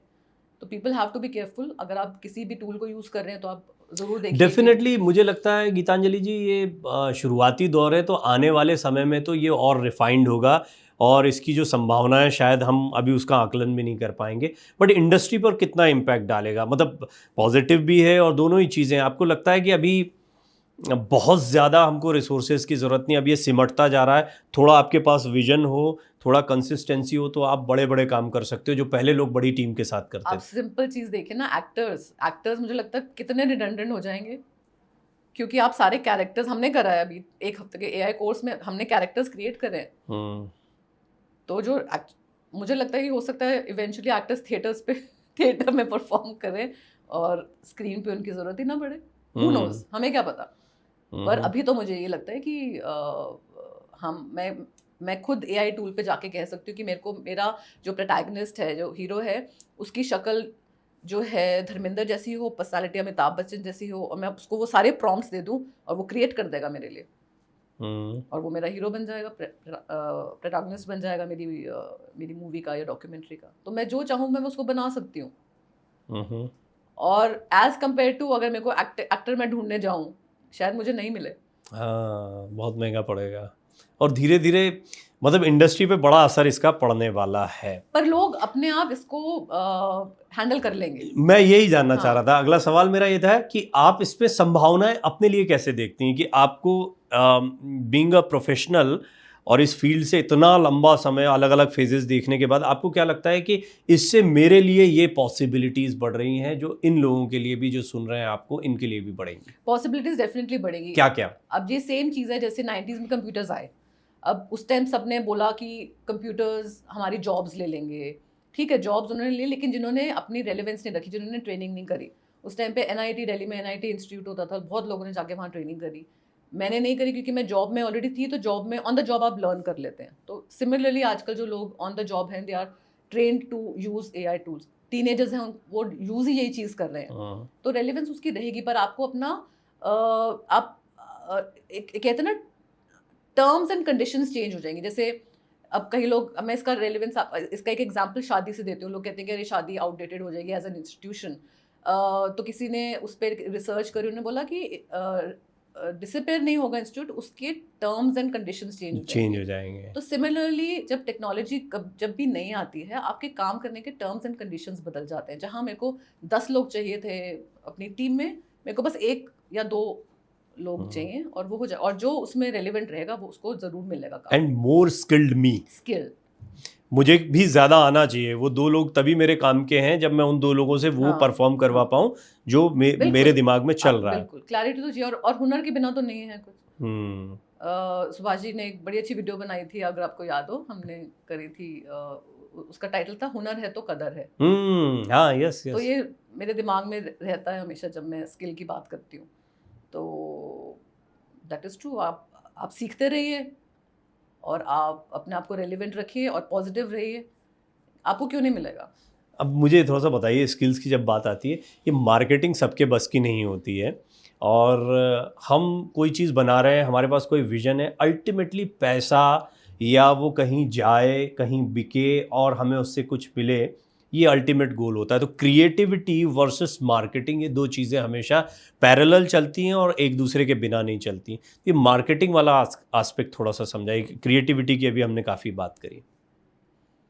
तो मार्केटिंग में जो, मैं बहुत डायरेक्टली तो मार्केटिंग में नहीं रही हूँ, पर मैं ज़्यादा कम्युनिकेशन, नेटवर्किंग, कोलैबोरेशंस में रही हूँ। लेकिन जो मुझे समझ आया है मार्केटिंग का, वो यही है कि आपका पहले तो प्रोडक्ट जेन्युइन होना चाहिए, आपके पास एक प्रोडक्ट अच्छा होना चाहिए। और आप उस मार्केटिंग क्या है, मार्केटिंग सिर्फ ये है कि आप अपना प्रोडक्ट के बारे में लोगों को किस तरह से आप बता रहे हैं। आप पेड मीडिया के थ्रू बता रहे हैं, किसी इन्फ्लुएंसर के थ्रू बता रहे हैं, क्योंकि उसमें क्रेडिबिलिटी ज़्यादा है। किस तरह से आप अपने ऑडियंस को बता रहे हैं। और मार्केटिंग में, मेरी पहली क्लास मार्केटिंग की थी, मुझे याद है, उसमें सबसे पहले आपको सिखाया जाता है टारगेट ऑडियंस के बारे में। एज अ मार्केटिंग पर्सन, अगर आपको अपना टारगेट ऑडियंस बहुत क्लियरली डिफाइंड है, तो आप अपना प्रोडक्ट बहुत अच्छे से आप बेच पाओगे। प्रॉब्लम कहाँ होती है ब्रांड्स को, जहाँ पे वो अपने टारगेट ऑडियंस में मिक्स हो जाते हैं, कंफ्यूज हो जाते हैं। वो कहते हैं कि हाँ, हम पूछते थे आपका टारगेट ऑडियंस कौन है, 8 साल से लेकर 50 साल तक। नहीं, ऐसा नहीं हो सकता। हो सकता है 8 से 50 साल तक के लोग आपका प्रोडक्ट खरीदें, लेकिन आप मार्केट किसको कर रहे हो। और मूवीज़ में भी मार्केट हमेशा, देखो, जो चीज़ यूथ में पॉपुलर हो जाती है वो हमेशा मार्केट अच्छी होती है। तो तभी जो ब्रांड्स होते हैं यूथ को टारगेट करते हैं। मूवीज़ जो है, जिस मूवीज़ में हमारे 70s 80s 90s में मूवीज़ आई, जो यूथ ने जाके हॉल्स भरे, उसका कोई कंपैरिजन ही नहीं है। तो यूथ हमेशा, मोस्ट ब्रांड्स के लिए youth is very important. Target audience, तो टारगेट ऑडियंस मार्केटिंग में बहुत ज़रूरी है, बाकी तो फिर फॉलो करेगा ही करेगा। इसकी स्किल्स और इस पर एआई का या वर्तमान दौर का क्या इम्पैक्ट आप देखती हैं? इसमें भी कुछ फ़ायदा मिल पाएगा? टारगेट ऑडियंस आइडेंटिफाई करने में। बहुत सारी चीज़ों में, जैसे कि मतलब मान लीजिए हम जैसे आपने ही कहा हाँ। कि आप डायरेक्ट मार्केटिंग में डील नहीं, लेकिन क्या एआई हमें हेल्प कर पाएगा अगर हम थोड़ा बहुत भी जानते हैं तो? बिल्कुल कर पाएगा। आप ऐसे ऐसे टूल्स अवेलेबल हैं जिसमें वो आपको पूरी स्ट्रैटेजी बना के दे देगा, लेकिन वो आपसे प्रॉम्प्ट मांगेगा। तो आपको अपने बारे में कितनी, अपने प्रोडक्ट के बारे में कितनी क्लैरिटी है वो आप प्रॉम्प्ट में डालेंगे तो आपको बहुत अच्छा उसका जवाब आपको मिलेगा और एआई आपके लिए कर देगा। जो पहले हम प्रेजेंटेशंस बनाने में, पीपीटी बनाने में हम 2-2 दिन लगाते थे क्लाइंट को प्रेजेंट करनी है, आज वो 1 घंटे में हो जाती है। एआई आपके लिए सब कुछ कर देता है, आपने बस एक प्रॉम्प्ट देना है, डेटाबेस उसको देना है। तो आपकी रिसर्च बहुत बहुत थॉरो होनी चाहिए, आपके पास इन्फॉर्मेशन होनी चाहिए डालने के लिए कंप्यूटर पे। जब आपने एक बार वो डाल दी है तो एआई सारा जनरेट कर देता है आपके लिए। आपके लिए मार्केटिंग स्ट्रैटेजी पूरी बन जाएगी। एजेंसी की आपको शायद ज़रूरत ही ना पड़े। आप जब किसी टीम को सिलेक्ट, आपने एजेंसी का जिक्र किया, किसी टीम को सिलेक्ट करती हैं, कुछ लोगों को अपनी मदद के लिए सिलेक्ट करती हैं, किसी एजेंसी को सिलेक्ट करती हैं, क्या आपके जहन में होता है? और ऐसे लोग जो टीम के तौर पर काम करना चाहते हैं, अपनी सर्विसेज को आउटसोर्स करना चाहते हैं, उनको क्या सलाह देंगी कि आपके दिमाग में ये होना चाहिए, एक जो कोई भी ढूंढ रहा है ऐसी एजेंसीज को या लोगों को, वो आपसे ये चाहता है, उसका फोकस ये है, वो आपसे ये चाहता है एजेंसी से जी, एजेंसी सिलेक्ट या करने का। इंडिविजुअल्स भी अगर कोई नहीं, और ये मैंने काम करा है, जी। लाइक मैं क्योंकि एजेंसी साइड पे भी मैंने करा है और मैं कॉर्पोरेट साइड पे भी जब गई तो एक डिफरेंट एजेंसी थी, जब मैं उनसे मिली वो मुझे नहीं समझ आई है कि वो ब्रांड के लिए अच्छे नहीं हैं। और वो क्यों नहीं समझ आई, क्योंकि एक तो आपने ऑनेस्टी देखते हैं इंसान कितना ऑनेस्ट है, और यहाँ पे आपके इंटरपर्सनल स्किल्स काम आते हैं। जब आप मीडिया में होते हैं, जब आप लोगों से डील कर रहे हैं, आपको अच्छा और बुरा इंसान पहचानने की एक सीख होनी चाहिए, समझ होनी चाहिए। और अगर वो आप में है ना तो आपका 80% काम हो जाता है। आप अक्रॉस बैठे हैं, मैं अगर 2 चीज़ में पूछ लूँ, मुझे पता चल जाएगा कि वो बंदा कितना, उसको अपने एजेंसी में कितना उसको ज्ञान है, कितना नहीं है। तो एक तो वो आपको समझ थोड़ी-सी होनी चाहिए। दूसरा, अगर ज़्यादा समझ नहीं है तो आप उससे थोड़ा काम करा के देखिए। आप उसको 1 महीना दीजिए करने के लिए, वो आपको पता चल जाएगा। नतीजों से पता चल जाता है आपको। एक और दूसरा, बंदा एक्टिव कितना है। मैंने ये देखा जिनकी फिजिकल एनर्जी अच्छी रहती है वो हमेशा डिलीवर अच्छा गुड करते हैं। पॉइंट, मतलब इट्स एन इंटरेस्टिंग पॉइंट कि जो लोग मेहनती ज़्यादा हैं, शारीरिक श्रम ज़्यादा करते हैं, हाँ। वो नतीजे इन कामों में भी ज़्यादा लेकर आते हैं। आपको कितनी जल्दी आपका रिस्पॉन्स टाइम कितना दे रहे हैं। आपने एजेंसी से कुछ मांगा, उन्होंने बोला इस टाइम पे हम देंगे, नहीं दिया, लेकिन अगर नहीं दे पाए, क्या वो वापस आए आपको बताने के लिए? क्या उन्होंने कम्युनिकेट करा? तभी कम्युनिकेशन बहुत बहुत ज़्यादा ज़रूरी है कि आप कम्युनिकेशन मतलब दोनों साइड पे। ऐसा नहीं मैंने आपको बोल दिया और मैंने पूछा ही नहीं है कि आपको समझ आया कि नहीं आया। तो ये बहुत ज़रूरी है। अच्छा, अब कुछ फटाफट कुछ सवाल आपके सामने, मुझे बहुत मज़ा आ रहा है बात करने में। एक्चुअली ये मेरे लिए भी एक ट्रेनिंग सेशन की तरह है। आपका एक्सपीरियंस जो है वो मैं उसको अनुभव भी कर पा रहा हूँ कि कितना आपने लाइफ, और आपके बोलने में एक सहजता है। आपने जो सीखा है उसको वैसे ही रख रही हैं, बेलाग लपेट आप बातचीत को रख रही हैं, ये मुझे बहुत अच्छा लग रहा है। अब मुझे ये बताइए कि आप through out the life film industry से इतना करीब से जुड़ी रहीं, सुभाष जी की वजह से जुड़ी रहीं, आपने कई सेलिब्रिटीज़, बड़े बड़े चेहरों को देखा होगा। हमारी अपनी लाइफ पर दूसरों को देखने के बाद कितना असर पड़ता है, और फिर हम भी वही उड़ान, क्योंकि फिर किसी का भी मन करेगा कि मैं भी स्टार बन जाऊं, मैं भी सेलिब्रिटी, तो आपके ऊपर इसका कितना इम्पैक्ट पड़ा या आप इससे कैसे बची?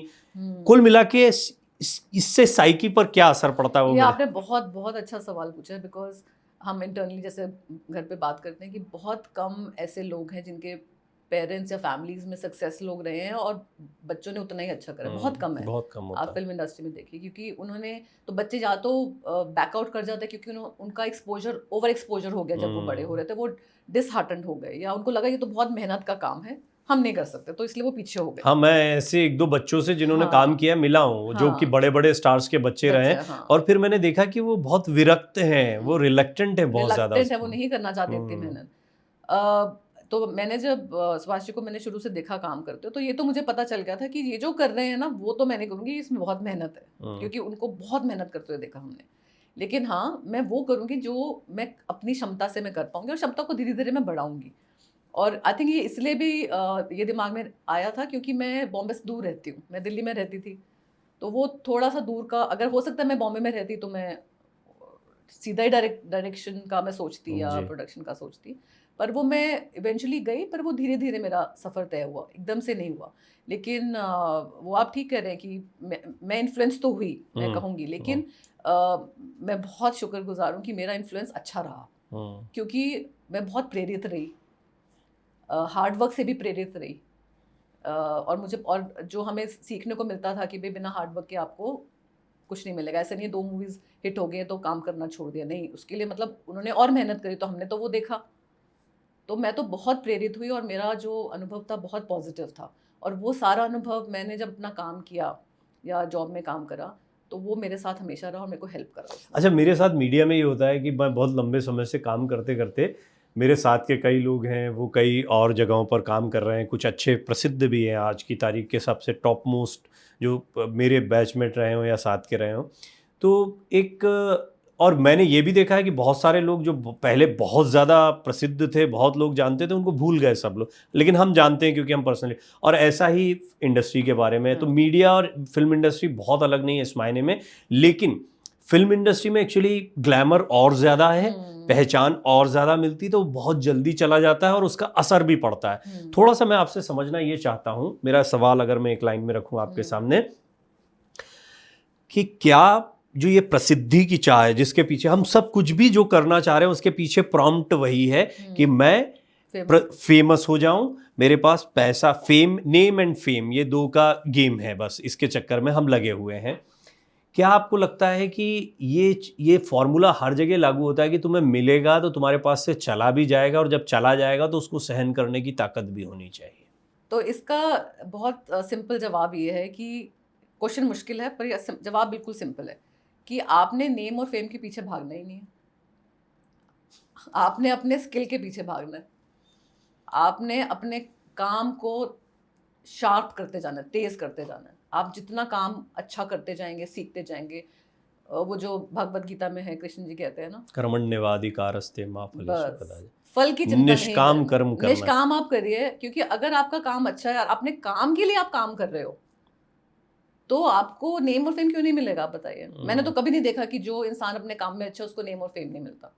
हम्म, और क्योंकि आपका काम अच्छा होता है, सक्सेस आएगी जाएगी, जब जाएगी जो आप कह रहे हैं, आप बहुत अच्छे से उसको हैंडल कर पाएँगे। क्योंकि हम्म। आपका जो टैलेंट है वो तो कोई नहीं ले जा सकता, पैसे ले जाएगा, पैसे खत्म हो जाएँगे आपके, आपके मीडिया में इंटरव्यूज़ कम हो जाएँगी। लोग बात करना कम कर लोग देंगे, जो बात आपको कर, रोज रोज फोन लगा सुनने रहे थे की वो आपके आदत है, फोन हाँ। उठाना बंद कर देंगे। लेकिन आपको फ़र्क नहीं पड़ेगा, उतना फ़र्क नहीं पड़ेगा और आप डिप्रेशन में नहीं जाएँगे, क्योंकि आपका, जानते हैं आप कि ये होता है। क्योंकि आपका टैलेंट रहेगा ना, और आप सीखते रहेंगे, आप नई-नई चीज़ करते रहेंगे। आप अपने आप को रीइन्वेंट ज़रूर करें। Reinvention is very important. और हर 10 साल में आप देखिए, 10 साल में हम एज़ अ ह्यूमन बीइंग भी चेंज हो जाते हैं। हमारा हर डिकेड डिफरेंट रहा। 20s में हम डिफरेंट होते हैं, 30s में हमारी रिस्पॉन्सिबिलिटीज़ डिफरेंट हो जाती हैं, 40s डिफरेंट है, 50s डिफरेंट है। तो अब हर 10 साल में एज़ अ पर्सन जब अगर आप चेंज हो गए, तो आप काम में कैसे चेंज नहीं हो सकते? आपको अपना तो चेंज करना ही पड़ेगा ना अपने आप को। बट ये जो मीडिया इंडस्ट्री है ओवरऑल, चाहे फिल्में हो, चाहे टेलीविजन हो, चाहे न्यूज़ मीडिया हो, आपको लगता है ये बड़ी रूथलेस है? इसको इसमें समझ एक थोड़ी सी डिफरेंट चाहिए। आपका अनुभव ज़्यादा है इसलिए मैं ये सवाल आपसे पूछ रहा हूँ, और मैंने भी इसको थोड़ा बहुत अनुभूत किया है इसलिए ये सवाल पूछ रहा हूँ। आपने ठीक बोला, रूथलेस है, लेकिन मैंने कॉर्पोरेट में भी काम करा हुआ है, वो भी उतनी रूथलेस है। हम्म। हर जगह जो नहीं हर देखते हो ना, जगह। बस वो अगर ग्रास मैंने, इज ऑलवेज ग्रीन हाँ, ऑन द मैंने अदर अगर साइड। कॉर्पोरेट में काम नहीं करा होता, मैं इसका जवाब शायद उतने स्पष्टता से नहीं दे पाती, लेकिन हर जगह है, हर इंडस्ट्री में है, मीडिया एंटरटेनमेंट में है, आप मैन्युफैक्चरिंग में चले जाइए, मैं मैन्युफैक्चरिंग में भी रही हूँ, मैंने वो काम भी करा है जो अगेन मैन डोमिनेटेड था। तो वो हर जगह है, लेकिन आप अपने आप को कैसे डिफेंड कर करके अपना काम आप करवा पाते हैं, वो आपके ऊपर निर्भर करता है। हम्म। आपको हर इंडस्ट्री में चैलेंज आएंगे। तो अभी आने वाले समय के आपके चैलेंजेस क्या हैं, या आप, मुझे एक चीज़ तो समझ में आ गई आपकी पर्सनालिटी में, कि आप है ना बहुत पुराने दौर में नहीं रहती, आप तो जो दौर चल रहा है ना उसमें नए कंटेम्पररी। स्किल सेट और पुराने अनुभव का जो फ़ायदा उसमें मिल सकता है उस पर चलती, ये तो मुझे फॉर्मूला आपका साथ। तो अभी आप क्या सोच रही हैं और कैसे, तो आपको एक एग्जाम्पल की तरह हम दर्शकों के सामने रखें। मैं अभी सोच रही हूँ कि अब मैंने ये जो कर लिया है वो तो ठीक है, अब हो गया, अब जो आप बोल रहे हैं, अब इस एक्सपीरियंस से मैं इसको इम्प्रूव कैसे कर सकती हूँ, लेकिन उसके लिए मैं अपने आप को कैसे इम्प्रूव करूँ। तो एक तो अब वही 40s 50s का आप जब तक पहुंचते हैं, एक तो आप आध्यात्मिकता की ओर आप बहुत जाते हैं, तो उससे आपको बहुत क्लैरिटी आती है, तो एक मैं वो बहुत फॉलो करती हूँ, क्लैरिटी आती है उससे। और दूसरा, टेक्नोलॉजी में मैं डेफिनेटली अपने आप को अपडेटेड रखना चाहती हूँ, इसलिए मैंने ये कोर्स भी करा, और हो सकता है इसके थ्रू मैं मीडिया इंडस्ट्री में कुछ कंट्रीब्यूट कर पाऊँ। तो कंट्रीब्यूशन मैं हमेशा रखना चाहूँगी, अपने आप को रेलिवेंट रखना चाहूँगी। और टेक्नोलॉजी, क्योंकि एआई है, तो मेरा एक्साइटमेंट जो अभी है, करंट एक्साइटमेंट, वो एआई को लेकर है। आपको मैं बहुत ज़्यादा सोशल मीडिया पर या इस पर नहीं देखता हूँ, जबकि लुकिंग एट योर एक्सपीरियंस और आपका जो कॉन्टैक्ट और आपका जो पूरा सर्कल है, उसमें तो कोई और होता तो शायद, मतलब आजकल के बच्चे ऐसे सोचते काश हम होते तो हम तो क्या कर रहे हैं। तो इसका कोई खास डेलिबरेट वजह है कि आप बहुत, या आपका मन ही नहीं करता कि इसमें बहुत बहुत ज़्यादा देख लिया, वही जो रिलेक्टेंसी की बात आप आई करें? थिंक दोनों, बिकॉज वही हुआ, जब तक मैंने कॉलेज करा तब तक वो देख लिया था इतना, तो वो एक चाह उतनी नहीं थी, काम करने की थी, सीखने की थी, वो अभी भी है। लेकिन आपने जो मुझे आज बोला है, हो सकता है कि अब मैं थोड़ा एक्टिव हो जाऊं, क्योंकि आपने मेरे को थोड़ा प्रोत्साहित करा है इसके लिए। तो क्यों नहीं, अगर मेरे कहने से, अगर मेरी बात कोई सुनना चाहेगा, तो मैं ज़रूर कहना चाहूँगी। तो इंडस्ट्री में डेफिनेटली आपके मामा जी यानी सुभाष घई जी से तो आपने बहुत कुछ सीखा। और कौन कौन से लोग हैं जिनको आप मेंशन करना चाहेंगी, जिनसे आपने चीज़ें, या आपको बहुत इम्प्रेस करते हैं, कि जैसे मैं आज आपसे बहुत इम्प्रेस हो रहा हूँ कि आपका काम करने का, सोचने का तरीका, आपको ऐसा बहुत लोगों के जीवन में, आपने शाहरुख खान का भी जिक्र किया है कि बहुत ही उनका मार्केटिंग का माइंड बड़ा तेज़ है, तो ऐसे और किन किन लोगों ने आपको प्रभावित किया? सरोज खान जी आती थी घर पे डांस परफॉर्मेंस और उसके लिए, तो क्या आई खासियत रिमेम्बर, लगी आपको उनमें?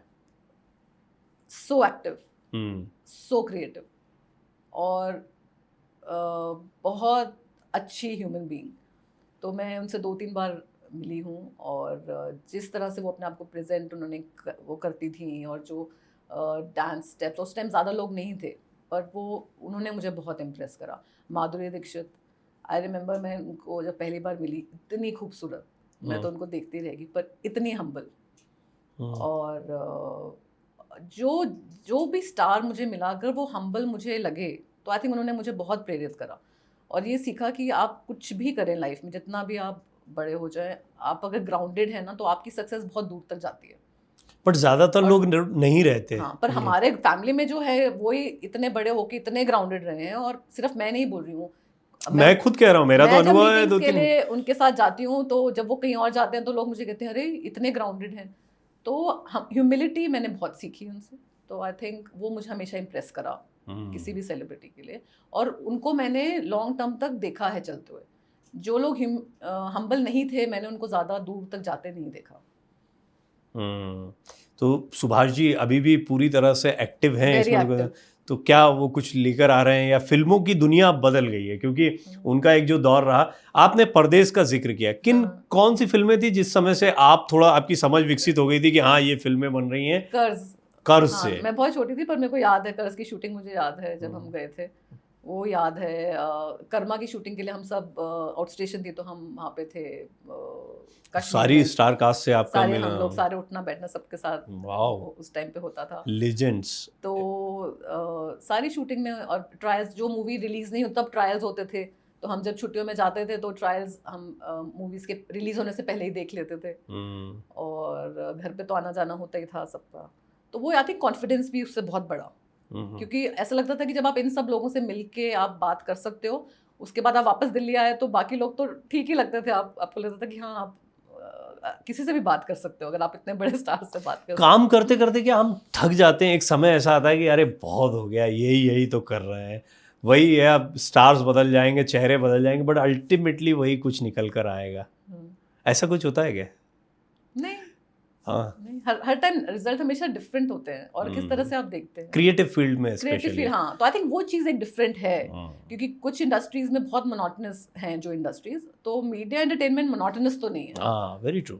तो वो एग्री। आपको, हाँ, इट्स अ डायनामिक इंडस्ट्री, तो डायनामिक है, स्टैटिक तो नहीं है वो। हाँ, ये ठीक, वैसे जैसे मैंने जो सवाल किया ना, उसका एक जवाब मेरे मन में बीइंग एन ऑथर आता है कि एक किताब लिखने के बाद फिर दूसरी लिखने की जरूरत ही नहीं, जबकि आप इतना लिखना चाहते हो कि मरते दम तक आप चाहते हो कि लिखता ही चला जाऊँ। और अब तो और भी तरीके हैं अपनी बात को प्रेजेंट करने के लिए, जैसे आप इस चैनल के थ्रू बात कर रहे हैं, और इलेक्ट्रॉनिक मीडिया के थ्रू बात आप कर सकते हैं। तो बहुत बहुत चैनल्स हैं हमारे पास अब बात करने के लिए। अब तो कोई पाबंदी है ही नहीं, आप कोई भी अपना यूट्यूब करके अपने आप, कितने कितने सिंगर्स अभी पीछे आए हैं जिनको मौका नहीं मिला हाँ, और वो हिट हो गए हिट हो अब। गए, उन्होंने अपना एक सिंगल सॉन्ग डाला और उनको अपॉर्चुनिटी मिल गई है। ये सिंगल सॉन्ग या सिंगल Single। अपॉर्चुनिटी फेम को थोड़ा मुझे समझाइए। और ये इस क्योंकि ये सस्ता भी है और क्योंकि हमने कई ऐसे एग्जाम्पल भी देखे, आए तो सही बहुत तेजी से और मिल भी गया, मिल भी शायद गया। लाइफ में जो कभी नहीं मिल पाता, हाँ। लेकिन फिर चला भी गया। इसको कैसे हम समझें अब? लेकिन मिला, इसमें- इसको मैं बड़ा पॉजिटिव मानता हूँ, हाँ। मिला तो सही। सॉन्ग्स का मुझे, म्यूजिक का मैं इतना क्लोजली काम नहीं करती, पर मुझे पता है कि विस्लिंग वुड्स में म्यूजिक भी सिखाया जाता है। बहुत सारे लोग वहाँ से सीखते हैं, फॉर्मल ट्रेनिंग लेते हैं। और तो विस्लिंग वुड से एक, अब मेरे को याद नहीं आ रहा नाम, पर एक बहुत सॉन्ग फेमस हुआ था जो विकी कौशल ने डांस करा और वो वायरल हो गया। और जो वो कॉम्पोजिशन थी वो विस्लिंग वुड्स का स्टूडेंट था, जब वो ऑलरेडी पढ़ रहा था। तो वो चांस की बात है कि एक स्टार ने आपका वो सॉन्ग पिकअप करा और वो वायरल हो गया। नहीं, उसके बाद उसको इतने अपॉर्चुनिटीज, कितने शोज मिले while he was studying at Whistling Woods. पर आजकल कंपनीज हैं, जो म्यूजिक कंपनीज हैं, जो मुझे पता है, मेरी फैमिली में है जो काम करते हैं मार्केटिंग में, तो वो लोग स्पेशली सिंगल सॉन्ग आर्टिस्ट जो होते हैं उनको प्रमोट करते हैं। तो आजकल म्यूजिक कंपनीज भी ये कर रही हैं। तो आप अपना, जैसे अगर आप म्यूजिक में हैं, आप अपना म्यूजिक डाल दीजिए, अपलोड कर दीजिए, लेकिन आप इन म्यूजिक कंपनीज के थ्रू भी अपने आप को प्रमोट कर सकते हैं। रेडियो कितना प्रमोट करता है? रेडियो पे देर आर कुछ प्रोग्राम्स ऐसे हैं जहाँ पे वो सिर्फ अननोन न्यू सिंगर्स को लेते हैं। तो अपॉर्चुनिटीज बहुत हैं सिंगल सॉन्ग सिंगर्स के लिए। OTT के बारे में भी क्योंकि काफ़ी बात हुई है, तो OTT के बारे में मुझे बताएं कि इसने कैसे अभी पूरे सिनेरियो को बदला है और इंडस्ट्री को ले, क्योंकि हम देख रहे हैं फिल्मों का कंजम्पशन अब जो OTT पर है वो बड़े सिनेमाघरों से, अभी एक दो फिल्में बड़ी छोड़ दी जाएं, कांतारा आई या और कुछ अन्य आई जो चल गई, महाअवतार नरसिम्हा आई, ये कुछ ने तो बज़ बनाया, लेकिन ज़्यादातर जो है OTT पर जा रही है। तो क्या OTT भविष्य है, वर्तमान है, या आने वाले दौर में कुछ और भी आप एक्सपेक्ट करते हैं? OTT एक मिश्रण में ही रहेगा मुझे लगता है, क्योंकि बाकी सारे जो है, देखिए थिएटर में भी लोग अभी जा रहे हैं, फिर से जा रहे हैं। OTT का अपना है प्लेटफॉर्म, सोशल मीडिया का अपना है। ये सारी चीज़ें आपस में इनका एक अच्छा मिक्स रहेगा। और बहुत OTT से लेकिन एक फ़ायदा जो OTT का हुआ है वो एक्टर्स के लिए हुआ है, परफॉर्मर्स के लिए हुआ है। उनको, जिन लोगों को और कहीं अपॉर्चुनिटी नहीं मिल रही, तो उनको OTT पे मिल गई। अब उनको जब OTT पे मिली, OTT से वो एक बड़े स्टार बने और उन्होंने हिट्स भी दिए। और अगर वो नहीं कर पाए तो OTT के स्टार बन गए। जैसे पहले टीवी के थे, रोनित रॉय टीवी में बड़े स्टार बने, स्मृति ईरानी बहुत बड़ी स्टार बनी, उस टाइम सिर्फ टीवी था। अब ऐसे ही लोग OTT पे आके बड़े स्टार बन गए हैं और लोग उनको देख रहे हैं। बहुत क्लैरिटी है आपकी बातों में। और मेरा जब भी कोई अच्छा पॉडकास्ट या अच्छी बातचीत होती है तो उसमें मैं ये बोलता हूँ ज़रूर कि आज मुझे कुछ और अच्छे सवाल मिले हैं और एक प्यास जगी है कि मैं आपसे और बात करूं, लेकिन मैं जानता हूँ एक पॉडकास्ट की एक सीमा होती है, तो ये बातचीत तो हम यहाँ इसको ख़त्म करते हैं। लेकिन मैं डेफिनेटली आपसे बहुत सारे मसलों पर बात करना चाहूँगा। मुझे बहुत ही अच्छा लगा आपसे बात करके, मुझे भी बहुत मज़ा आया। और सच बताऊं तो जो क्लैरिटी है आपकी, बातें वो हैं जो व्यावहारिक ज्ञान को बताती हैं। ऐसा नहीं कि कोई रेपिटेटिव बात है जो 15 मंचों पर बोल दी वो यहाँ आकर, आपने बिल्कुल दिल से वो बातें बोली हैं जो आपको लगता है कि हाँ ये मैंने सीखा है और लाइफ में ईमानदारी से मैं इस बात को रखना चाहूँगी। चलते चलते यंगस्टर्स, यूथ जिसने सिनेमा घरों में भी और हर जगह पर आज पॉलिटिशियंस के लिए भी इम्पोर्टेंट, उनको कुछ कहना चाहें, आप कोई सलाह देना चाहें अपने अनुभव से, क्योंकि आप अब एक ऐसे दौर में हैं जहां पर यंगस्टर्स घर में भी बच्चों को सलाह देती होंगी, आपको जैसे सलाह मिली थी, आज आप उनको क्या सलाह देना चाहें? मैं चाहूँगी कि जो बच्चे हैं वो थोड़ा सब्र रखें, पेशेंस रखें। पेशेंस बहुत ज़रूरी है। अगर मैं भी अपने यंगर सेल्फ को बोलूँ उस टाइम पे, तो मैंने भी बहुत चीज़ें जल्दबाजी में करी जो मैं थोड़ा सा बेटर कर सकती थी। तो मुझे लगता है पेशेंस, और स्पेशली आज के डिजिटल मीडिया में जहाँ पे अटेंशन स्पैन है ही नहीं यंगस्टर्स का, तो पेशेंस रखिए और अपना काम करते रहिए। Consistency, patience and stay curious. Curiosity के बिना तो कुछ है ही नहीं। हम तो बच्चों को भी ये सिखाते हैं कि आप क्यूरियस रहिए, आपने क्यों नहीं पूछा ये सवाल, और घबराओ मत, मिलेगा सर। ये गीतांजलि जी ने पहले भी इसको कहा है, कर्मण्यवादी कारस्ते, जो हम गीता की बात कर रहे थे, कि आप अगर अच्छा काम कर रहे हो ना, आपके पास स्किल है, तो तो आपको डेफिनेटली सब कुछ मिल जाएगा, लेकिन आप नेम फेम के गेम में पड़ गए तो फिर परेशानी होगी, क्योंकि आप स्किल्स पर फोकस नहीं करोगे। आपको हासिल करने की जल्दी ज़्यादा है, आपको कुछ प्रोड्यूस करने में उतना उत्साह नहीं है जितना नहीं होना है। चाहिए। और ये भी पर्सनल एक्सपीरियंस है, क्योंकि मैंने बीच में एक कुछ साल ऑफ लेके कोशिश करी थी, और वो जल्दबाजी में करी, क्योंकि वो मैं सही रीज़न नहीं था वो करने का। तो जो रीज़न होता है वो सही होना चाहिए। तो ये टीजर्स हैं, इनके बारे में डिटेल में अगले पॉडकास्ट में बात करेंगे। गीतांजलि जी बहुत थैंक बहुत यू सो धन्यवाद, मच। बहुत अच्छा लगा बहुत आपसे अच्छा बात। लगा मुझे, थैंक यू। बहुत बहुत धन्यवाद आप सभी दर्शकों का। Thank you. अगले पॉडकास्ट में फिर एक नए मेहमान के साथ मुलाकात होगी। आप भी साथ में बने रहे, आपका भी बहुत बहुत धन्यवाद। Thank you.